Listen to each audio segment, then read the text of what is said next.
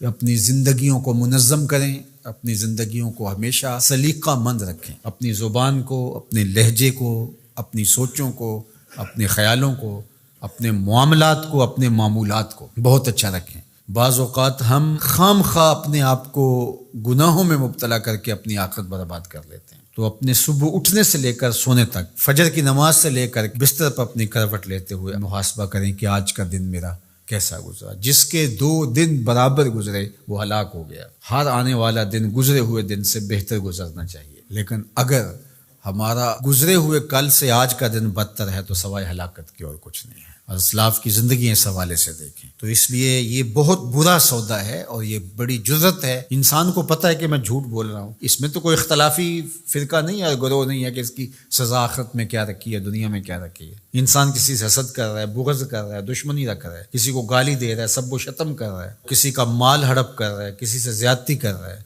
رشوت لے رہا ہے، یہ جو کچھ بھی ہماری زندگی میں شب و روز کے معمولات ہیں جو ہم کر رہے ہیں، یہ تو کوئی اختلافی مسئلہ نہیں ہے کہ جس کے بارے میں وہ کہا کہ مختلف اقوال ہوں کہ آپ نے اس فرقے پہ اور اس گروہ پہ اور اس مسلک پہ بات کر لی کہ نہیں ہمارے مسلک میں یہ جائز ہے۔ جھوٹ تو ہر مسلک میں ناجائز ہے، ہر الہامی غیر الہامی مذہب میں ناجائز ہے۔ اسی طرح رشوت کھانا، سود کھانا، شراب پینا، نظروں کی ناپاکیزگی اور اپنی زندگی کے جو دیگر امور بد ہیں اس میں تو کوئی اختلاف نہیں ہے۔ اپنا وقت برباد کرنا، نمازیں چھوڑنا، لوگوں کو ایذا دینا، تکلیفیں دینا، ہمارا دین تو اس قدر حساس ہے لوگوں کے خیال رکھنے کے حوالے سے کہ لہسن اور پیاز کھا کر کے مسجد میں آنے سے روکا گیا ہے کہ تمہارے منہ سے نکلتی ہوئی سمیل کو سونگھ کر کے کسی کو تکلیف نہ ہو، کسی کو اذیت نہ پہنچے۔ وہ اس قدر حساس ہے۔ حضرت انس بن مالک آتے تھے تو چونکہ وہ جنہوں نے حضور کو نہیں دیکھا تھا تو وہ ان کا ہاتھ پکڑ کے چوم لیتے تھے کہ آپ نے حضور کو دیکھا، تو وہ اپنے ہاتھ کو خوشبو لگا کے آتے تھے کہ لوگ میرا ہاتھ حضور کی نسبت سے چومتے ہیں،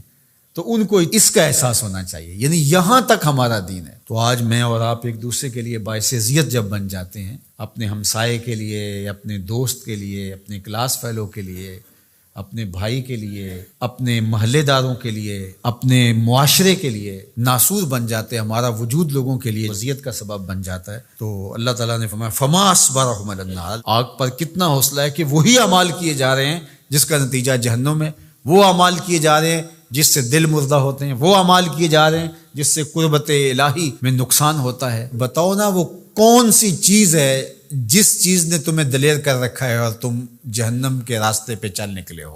وہ دولت ہے، حسن ہے، جوانی ہے، اقتدار ہے۔ وہ چیز کیا ہے جس چیز پہ تم ناز کر کے اپنے رب سے دور ہو کے جہنم کا ایندھن بننے کے لیے تیار ہو گئے؟ کتنا حوصلہ ہے لوگوں کا، کتنی ڈٹائی سے کہہ دیتے ہیں یہ جہاں مٹھا اگلا کس نے ڈٹا۔ کوئی کہتا کوئی بات نہیں، کر لو جو کرنا، آخرت میں توبہ کر لیں گے۔ توبہ کی امید پر گناہ کا کرنا یا ڈٹائی کے ساتھ گناہ پہ گناہ کیے جانا، اپنی بد اعمالیوں کی کوئی توجیہ کر لینا، مختلف شیطان کے فریب ہیں، مکر ہیں، وہ آپ کو مختلف طرح سے پھانس لیتا ہے، ہم اس کی کوئی توجیہ کر لیتے ہیں، اس کی کوئی صورت گری کر لیتے ہیں۔ مطلب کیا؟ جب اللہ کی کتاب سے ہم انحراف کریں گے تو اللہ توفیقات خیر سلب کر لے گا۔ یہ جو لعنت کا لفظ آپ نے سنا تو لعنت کا کیا مطلب ہے؟ لعنت کا مطلب ہے کہ رحمتوں سے محروم کر دیا جانا۔ عرب کہتے ہیں جب وہ اپنی اولاد سے ناراض ہو جائیں یا کسی سے ناراض ہو جائیں بڑا، تو وہ کہتا ہے کہ میں تمہارے لیے دعا نہیں کروں گا، تم میری دعاؤں سے آج کے بعد محروم ہو گئے ہو۔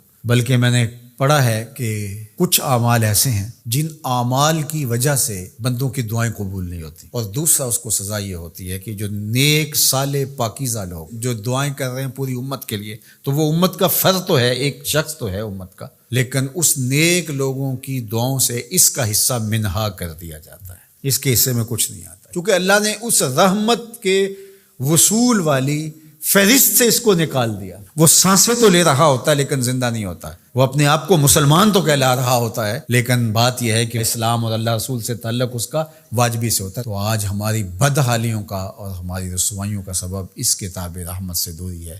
اللہ کتاب رحمت سے جڑنے کی توفیق دے۔